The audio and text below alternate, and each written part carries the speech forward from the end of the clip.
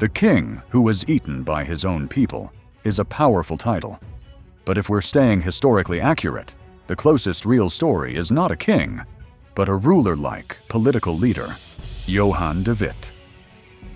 In 1672, during chaos in the Rampjaar, Johan de Witt and his brother Cornelis were lynched by an angry mob in The Hague.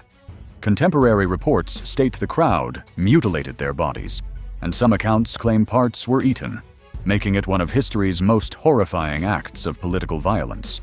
The streets of The Hague ran red with rage. A nation had turned on its own leaders. What happened next would become one of Europe's darkest political nightmares. This was not war on a battlefield. This was revenge in the heart of a city. And the victims were the men who once ruled the Dutch Republic. The Dutch Republic was rich, powerful, and admired. Its ships crossed oceans. Its merchants controlled global trade. But in 1672, disaster struck from every side. France, England, and other enemies attacked. The Dutch called it the Year of Disaster. Fear spread faster than armies. People demanded someone to blame, and their eyes turned toward Johan de Witt. Johan de Witt was not a king. He was Grand Pensionary, the most powerful statesman in the Republic. For years, he had guided the nation, but success disappears quickly in times of fear. Whispers became accusations. Accusations became hatred. His brother, Cornelis de Witt, was arrested.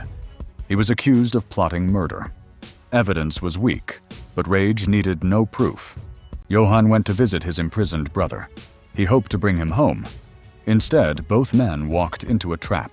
Outside the prison, a mob was already forming. They shouted for blood. No one would stop them.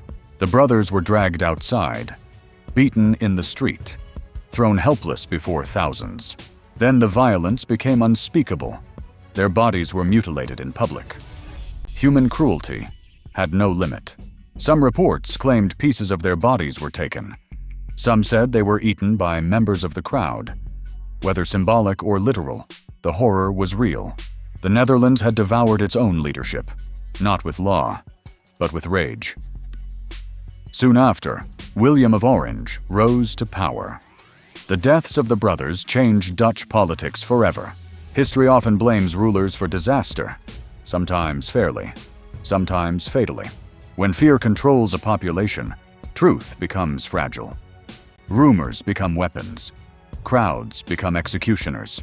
The story of Johan de Witt is not just old history.